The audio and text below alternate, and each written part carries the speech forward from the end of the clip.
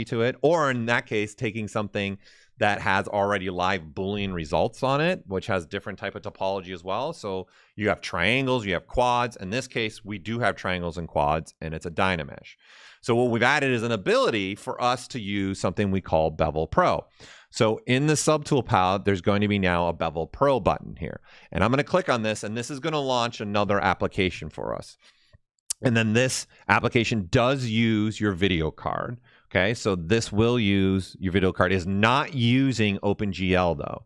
It's using Vulkan.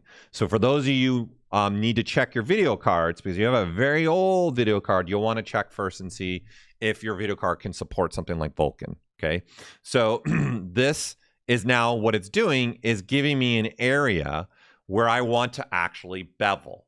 Okay, and in this scenario, I'm throwing an extra added issue in here. And my extra issue is that this is a Dynamesh, right? So the transition between this polygroup and this polygroup are not the cleanest. So as an example, you can see when I get up close, this is just really rough looking right now.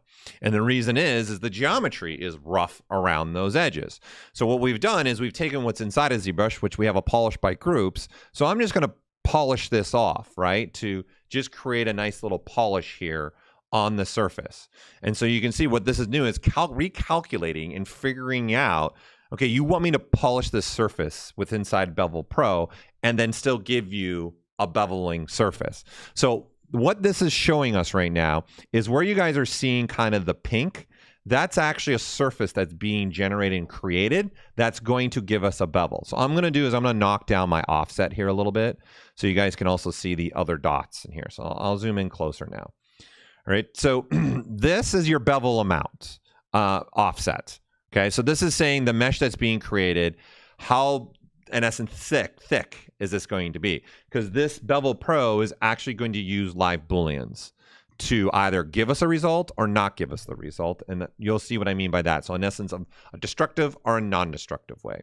So the first thing we have, what's nice about this is that bevel is kind of really small. And when I can see what my bevel is by the red dots, okay, and then the blue dots are your polygrouping. So the blue dots represent where my polygroups are changing. And the red dots are where the bevel is going to start and end, in essence, right, along those.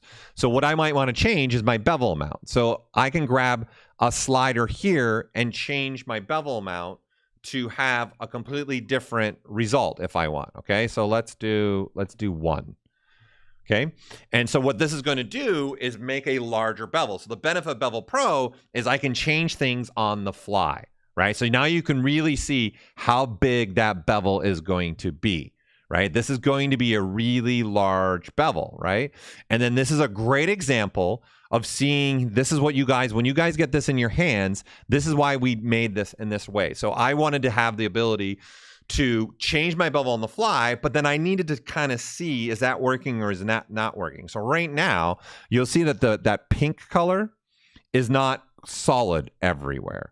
Okay, so that's telling me that the mesh that's being made to create the bevel is not actually thick enough. So this is where, again, this mesh offset. So what you guys, all you would need to do is just up this slider until you see, in this case, all pink, right? Or a pinkish red tone, right? And then that is now the bevel that I'm going to get. So this is showing me a quick way to change things within the bevel. And if I even want to see what is this going to look like, I can hit auto apply.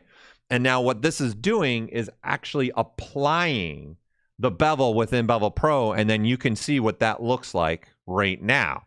And then even though I have auto apply on, I can change my mind and go, you know, 1 is a little too much for the bevel. Let's go 0.5. Again, it's going to reanalyze and looking at the mesh again and going, okay, well, I see you want to have a smaller bevel. Let me go reanalyze that, figure that out. And then it's going to, because I have auto apply on, give me the applied result. And I would say that's more of where I would want to live, an example for this model. Okay, so and then now I have this. So to reiterate this, if I turn on preview edges, you can see the geometry that's being created in Bevel Pro for us. Right? And I can even change the resolution of this and have less spans going through the geometry or more.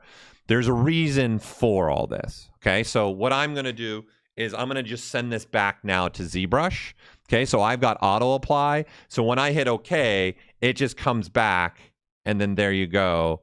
I have the result within ZBrush, and you can see it even gets a new polygroup for us, right? And then you can see the geometry that was created by Bevel Pro. And like I said, it's using live Boolean, so there only will be triangles where there's some intersecting points. Okay, so this creates a very nice way to throw bevels on something that might be, a little bit more dense for us, right? So let's see, as an example, let's see, I have another one in here. Here you go. Okay, so you go something like this guy, same thing here, right? So I have this model, okay? This has some results already on it. Okay, so again, Bevel Pro is going to use live Booleans, okay, to give us our results. Or, like I said, non-destructively, I can actually just get the mesh that live Boolean is creating. So here's what's important about this. Because I have polygroups everywhere else, I want to be able to control maybe where the bevel's going to go. In the last scenario, I just had only the 2 polygroups. In this scenario, there are a lot more polygroups. So I can tell ZBrush to, hey, like take something like this, right? And we can unmask, right? So I'll blur it a little bit more so you guys can see everything else is masked, but this section right in here. So you guys can actually use masking to tell Bevel Pro what to work on and what not to work on, in essence, to create the bevel. So you can see in this scenario, the bevel is now only happening along this outer edge, and the rest of this isn't being touched at all. And so you have the masking ability to do this. And then once again, if I want a little bit like this, I want a little bit bigger bevel, I can figure it out, right? So I can change and adjust my bevel amount to go at this and then say that that's what I want. Really look at it, say auto apply, and then I can see what that looks like. Now, this is what I like to call a destructive way, in the sense that we're going to apply it to the surface. So you're doing something to the surface. You're destroying the surface in a good way. We're making a bevel. But if I don't want to do that, I want to do auto apply off, and then I hit OK. What ZBrush is going to do is send over the mesh, actually. And right now I'm in solo mode. So right below, you can see the mesh that was actually generated. So if we arrow down, there is the mesh that's generated from Bevel Pro. And we did this because also there are now other things that maybe I could even do to this mesh and have some more fun with this mesh, right? There's nothing stopping me from switching to something like QMesh, right? And ZModeler, and then we'll do a little poly loop, right? And then just change the surface in essence, okay? So by us having the ability to do this, okay, I can bring in the mesh or not, and then now this mesh is going to be applied, right, to this, and then I could use live Booleans right inside of ZBrush to start applying it. So you can see this is the one side, and then there's the other side, right? And because I have the ability to do either destructive or non-destructive, this opens up other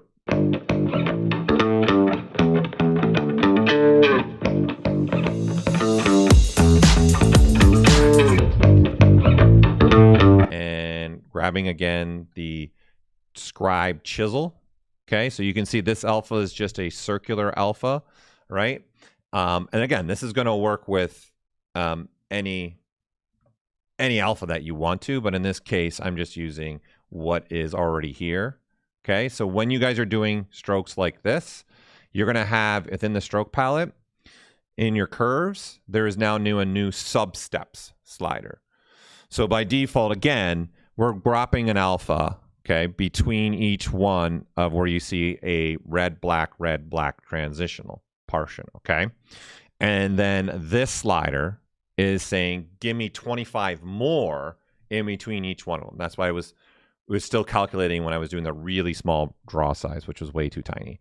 So this, if I drop it to 1, okay, and we just go like this, you'll see what's happening here. And this is going to work with the drag dot. So because I have the drag dot turned on, it's dropping an alpha on every dot, right? So that's what's happening here. Every dot is just getting that. And so by me saying, no, I want to add a couple more in there, even, you know, it's great you can manipulate and play with this. You can get very different types of styles within the stroke now that you weren't able to get before without this, right? So just trying different experimental things out. And let's not forget, you know, you can do a Z add as well, right? And have that surface be punched out. And of course, this brush by default has other things turned on. Okay, so I'm going to put it back to the 25. And within the curve modifiers, we've turned on the size, and we're using this graph. And that's why you're getting a taper on the ends, is this graph is giving me that control. So you guys can add whatever you want to this, of course. You know, I can add another dots in here if I want to, and go something like this just to change some things up. Okay, and then now when we go in and make our strokes, okay, you're going to see I get tapering, starts getting wide, and then it gets a lot more wider in the middle than anywhere else. Okay, so that's what this is controlling, is something like that. So that's what these are doing for you. And again, I can delete these by clicking on the dot, dragging off, okay, and then click on the dot, drag off, and then they're deleted. And then since we're here, to change them from a harsh transition like this to more of a rounded transition like that, you guys just click on the dot, drag off, and drag back on. And then drag off and drag back on. And you can actually switch between. And you'll know which dot is actually classified as a harsh transition, because you notice this one doesn't have the big yellow circle around it. And then when I do this, see, it's got the big yellow circle around it. So this is allowing you to even transition between the dots, rolling off in essence. What is this from this dot to this dot, and then this to this? Okay, so just a little extra fun-filled facts for you. Okay, so it comes in really handy, and it's a nice way to be able to work. Which will not work. Oh my goodness, I forgot about one thing here though. Holy moly, yo man, what am I doing? This is a big one for us all. Oh, come on. Right? So before you guys go, we've also added in our knives, we now have a knife circle, right? And a knife rectangle. And then these also will obviously work symmetrically. So I can now switch to not only have what you guys have already currently had, which is the lasso and the curve. You guys can actually be able to do this, okay? So now I have all this ability, and I can even do something like this, and yeah, and then I like to use a little bit of camera manipulation, do this, and boom, there you go. Just create some kind of crazy piece, like just using only those two brushes. Like, this is fun to be able to do. So it's just the same thing, the knives that you guys had. You just got knife circle and knife squared. And yes, again,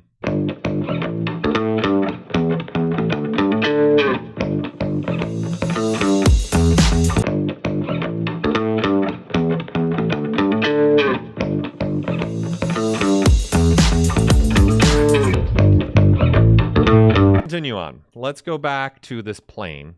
Let's get rid of what I sculpted on here. Okay, and we're going to switch to the standard brush. All right. And so right now I've got an alpha on this, right? So we'll go Z add, right? And then this alpha has got a squared, and again, I'm using this streaks. Okay, I'm going to keep it on. It looks cool. So what we now have is we've added is in the interpolate area. Okay, you guys, we gave it interpolate the last version, but we've added more power to this. Okay, so I'm going to dock this again as well. All right, so we're going to get rid of my brush palette. We don't need that. Stroke, and then, okay, so what does, for those that don't know even what this does, let me first show you what does this even do, right? Okay, so what this is going to allow us to do is I can make a stroke here, and then I can make a completely different stroke here, and then I can interpolate, right? And then now ZBrush is going to interpolate through those strokes. Okay, so started a little bit more straight, and then it starts getting a little wonky, right? So this is kind of like what the stager where we started this whole stream with tonight. So what I can do is obviously control, same thing. I can say how many of those do I want in between. All right, so you can also, for that matter, we can even add color into this. So if I throw now color in this, we can now, right, paint with a blue. And then let's go ahead and let's do a green, and a squiggly green even. All right. And then now if I interpolate, it even now interpolates your color. So the version that you guys have now does not do this. So you can see there's a nice gradient happening through here now with our colors. Okay. And we didn't end there. So if I now here, let's go with a larger brush stroke here. And let's go with a blue and a tinier brush stroke here and do something like this. Okay. And then I interpolate. You can see even the brush stroke is even changing for us. Okay. So this is now starting with a larger draw size. And then this is a smaller draw size. And now interpolate will even appreciate that. It will also respect your intensity. So let's go pretty high, and we'll go with a big brush size. We'll go blue now, and let's go green again. Let's go way less intensity, okay? And we'll go a smaller brush size and do something like that. And then here we'll go back up to 10 on the interpolation, and then interpolate. And then you can see we're getting that gradient.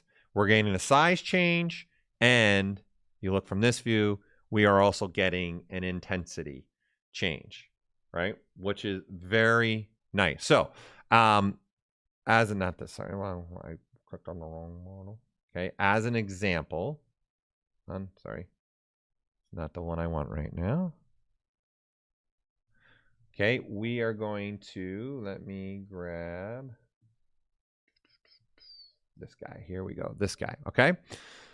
So this is a model. This is not my model for sure. This model is courtesy of Pablo Munoz. So Pablo, thank you for throwing this at me so I can use it. Sorry that I'm going to butcher this a little bit probably. Okay, so Pablo, thank you for sharing this. Okay, so we have this model. He's got a beautiful render of this. He's got it all colored in texture. But let's go to say something like this shield. All right, and I want to start doing something else to this shield. Okay, and it's just a subtool that we have within here. Okay, so I want to start doing a little bit of what we were just doing. Okay, so I'm going to switch to actually my chisel. I'm a big fan of my chisel brush. Let's go with this. Let's go ahead and fill it with color this way, right? And then now let's grab, say, some kind of nice blue. And I'm going to say maybe a little bit smaller brush size. And I'm going to knock down the lazy mouse radius a little bit. I'm going to put it at 25.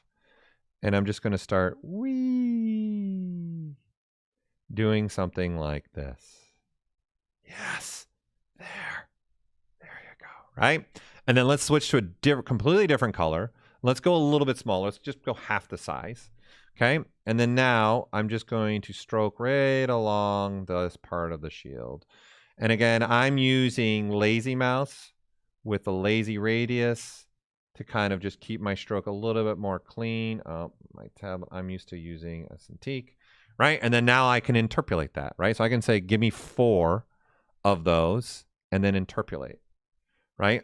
And let ZBrush figure out that transition for me of going for this squiggly into more, starting something that needs to fit a little bit more the shape of this shield, right? And then because of, just for sake, I added color in there, okay? So now you have this ability to make completely 2 different strokes and have a nice transitional, and that'll fit, right? It's a great way to do this. You know, with that said, too, this also opens up. Go ahead. Go make that a bas relief, right? And in fact, let's just solo this out. There you go. It's too powerful. One button.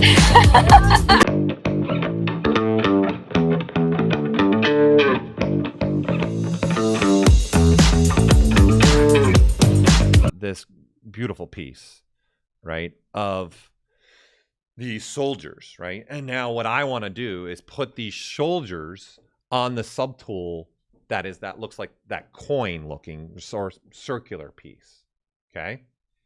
So now I'm going to come here to the subtools, okay? And you can see there's a coin here, all right?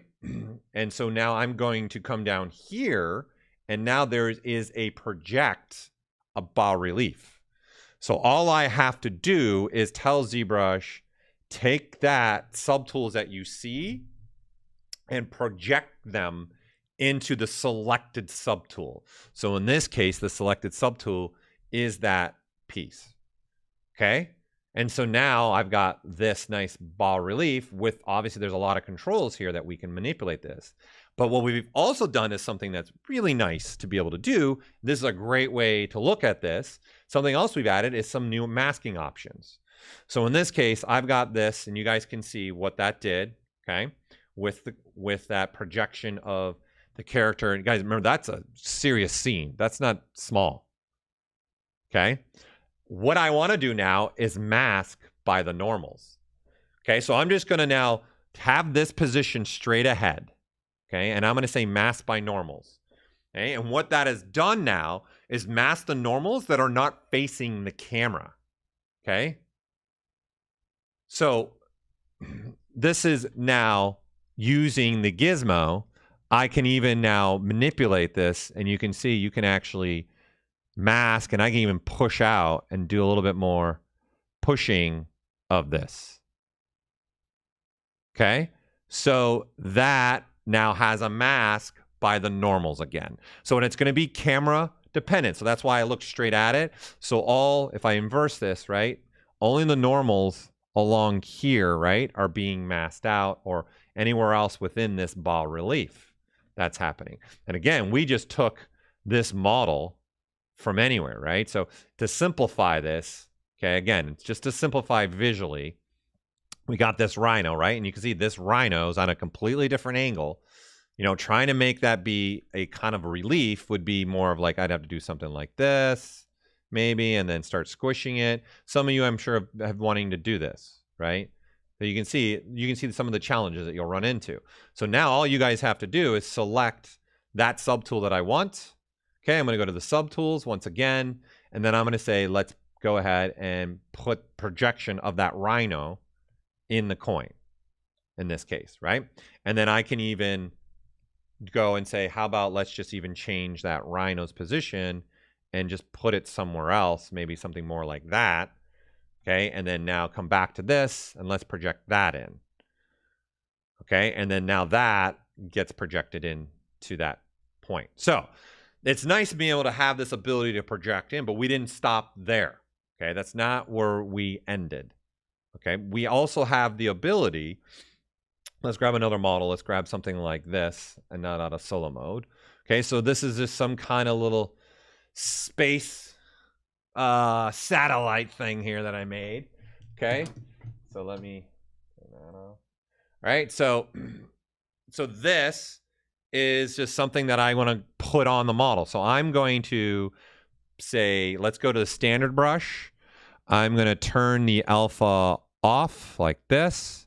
Okay, and now what I want to actually do is, instead of an alpha like that, I want an alpha of this. But I don't want just an alpha. I want a bas relief alpha. Okay, so I'm going to throw a little bit of contrast in this too. And I'm going to say make bas relief.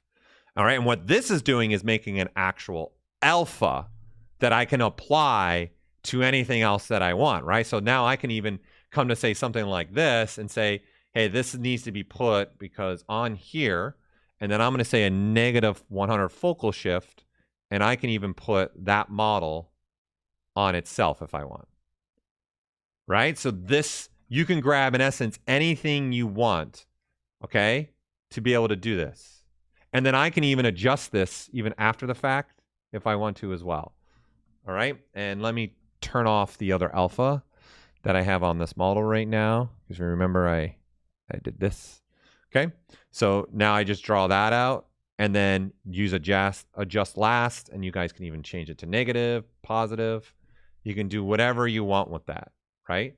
So we can grab anything. If we wanted to go back to this model from James, okay, I don't even have to do the projection part, right? We can just say don't even have those other pieces and just have this.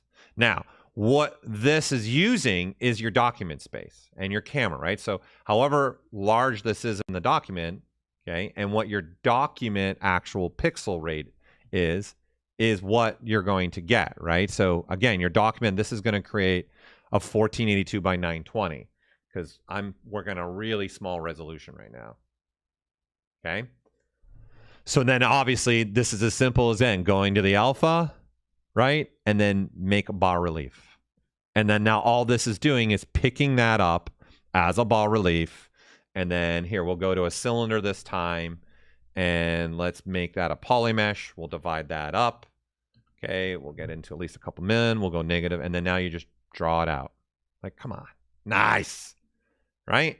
And then again, maybe I want to adjust it a little bit more, make that pop a little bit more. And so this showing that you can put this around along rounded surface. So a lot of armor. Think about armor, medieval knights, things like that, right? Think about like even this guy that I have, right? So if I have like this piece and I want to put this on here, right? At the center of that chest, I can. Right? Do something like that. Okay, and now that's on his chest. Right? And then let's not forget, you can just do a masking, right? And inverse it, and then that's only going to go in that area right there. Okay?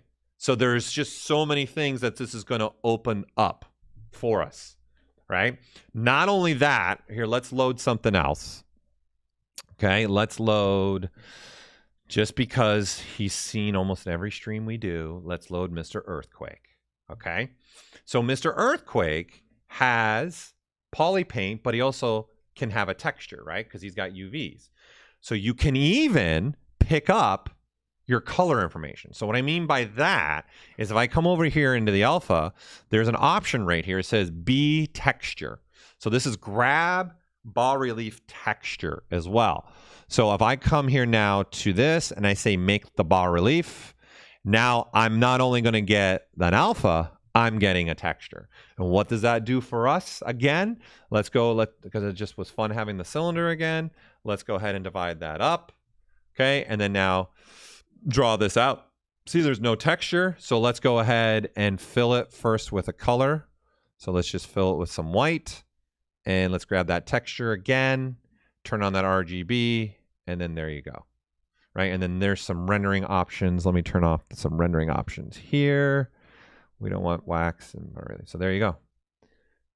Right, and now you have the ability to draw out, okay, and with color or without color if you want. Okay, and you have the controls, all these controls within this. They're the same whether you're in the subtool menu or you're within the alpha menu. You've got a repeat, a contrast, a tolerance, and a blurring radius. So the repeat, in essence, is the algorithm. How many times do you want to run the algorithm?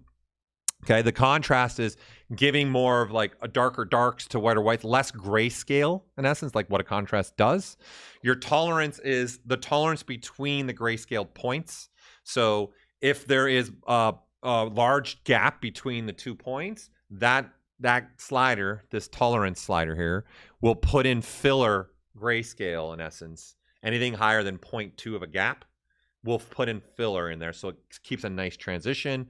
And then your blur radius is blurring the edges, right? Because if I turn off this blur radius completely, make bas relief now.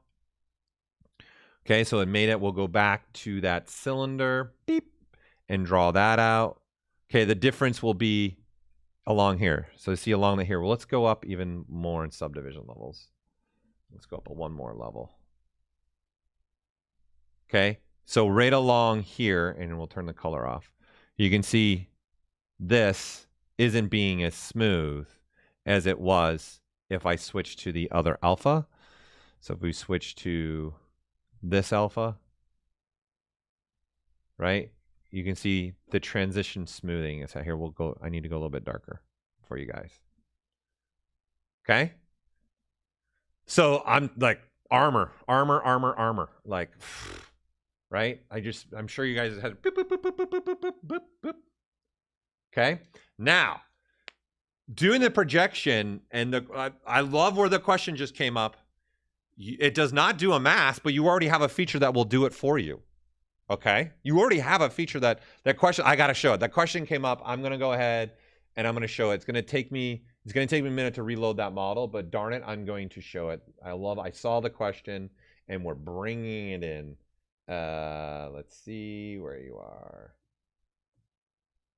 Hold on, I gotta bring in the model again because I've wiped the board.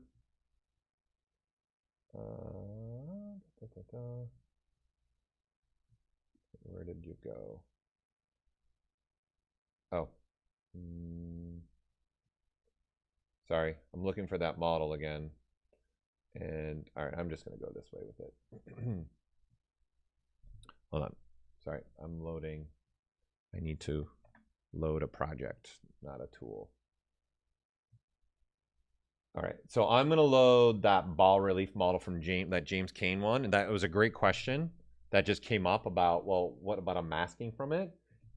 The bas relief projection isn't going to make a mask, but that doesn't mean you can't get the mask from that. You 100% can.